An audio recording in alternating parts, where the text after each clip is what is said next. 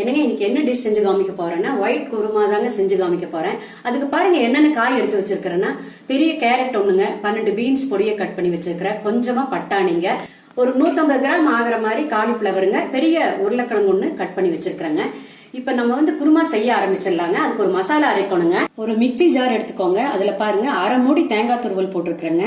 காரத்துக்கு பாருங்க 4 பச்சை மிளகாங்க. இதுல சாம்பார் தூள் மிளகாய் தூள் எல்லாம் சேர்த்துறது இல்லைங்க. இந்த குருமாக்கு இந்த பச்சை மிளகாய் காரம் மட்டும்தாங்க. 1 டீஸ்பூன் ஆகிற மாதிரி சோம்புங்க, 1/2 டீஸ்பூன் கசகசாங்க, பாருங்க 10 முந்திரி, உடைச்ச முந்திரி 10ங்க. இதையெல்லாம் சேர்த்து தண்ணி விட்டு நல்லா பேஸ்ட் மாதிரி அரைச்சு எடுத்துக்கலாங்க. மசாலா அரைச்சாச்சுங்க. குருமா செய்ய ஆரம்பிச்சிடலாங்க. ஒரு குக்கர் ஒன்று எடுத்து வச்சுக்கோங்க. கொஞ்சமா எண்ணெய் விட்டுக்கலாங்க. 1 டீஸ்பூன் ஆகிற மாதிரி நெய் விட்டுறலாங்க. பாருங்க நெய்யும் ஆயில் காஞ்சிருச்சுங்க. இதுல 3 பட்டை, 3 கிராம்பு, 3 ஏலக்காய், 1/2 டீஸ்பூன் சோம்பு, கல்பாசி ஒரு சின்ன பீஸுங்க.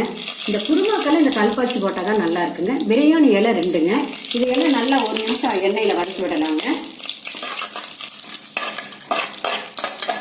மீடியமா 2 பெரிய வெங்காயம் பொடியா கட் பண்ணிருக்கிறேங்க. அதை இதோட சேர்த்துடலாங்க. சேர்த்துட்டு இதெல்லாம் நல்லா வறுத்து விடலாங்க இந்த எண்ணெயிலேயே.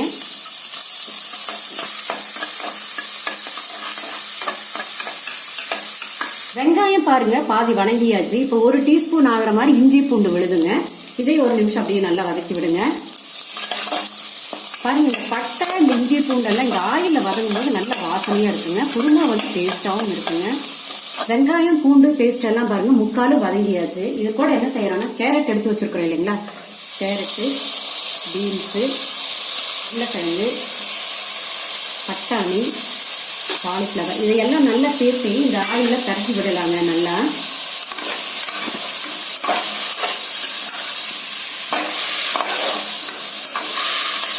எண்ணெயில நல்லா காய்கள்லாம் கரைச்சின வரைக்கும் நம்ம மிக்சியில் அரைச்சி வச்சது இல்லை அந்த பேஸ்ட் இதோட சேர்த்துக்கலாங்க. நல்லா இந்த காய் இதோட கரைச்சி விடுங்க. அப்பதான் இந்த பச்சை வாசம் எல்லாம் போகும்.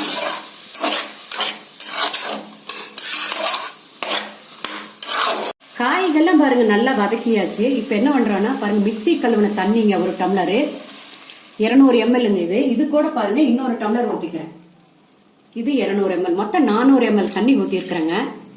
குருமாவுக்கு தேவையான உப்பு சேர்த்துக்கலாங்க. இது கூட பாருங்க மல்லித்தூள், வெறும் மிளகாய் தூள் அதெல்லாம் எதுவுமே சேர்த்துறது இல்லைங்க. நல்லா இப்படி கலக்கி விடுங்க. குருமா உங்களுக்கு கெட்டியா வேணும்னா இதோட விட்டுறலாங்க. இல்ல உங்களுக்கு நீர்க்க வேணும்னா இன்னும் கொஞ்சம் தண்ணி சேர்த்துக்கலாங்க. இவ்வளவுதாங்க. குக்கர் மூடி போட்டு மூடி 2 விசில் மட்டும் விட்டுருங்க.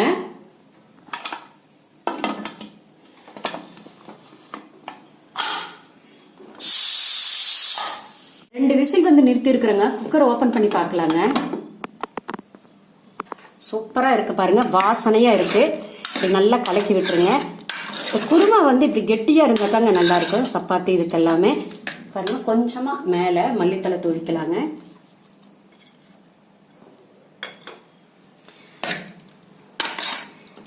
இவ்வளவுதாங்க ஒயிட் குருமா ரெடிங்க. பாருங்க இது சப்பாத்தி, பரோட்டா, பூரி எல்லாத்துக்குமே நல்லா இருக்குங்க. காய்கள்லாம் சேரும் போது உடம்புக்கு ரொம்ப சத்தும் கூடங்க. இதே மாதிரி நீங்க செஞ்சு பாருங்க. செஞ்சு பார்த்துட்டு உங்களுடைய கமெண்ட்ஸை சொல்லுங்க.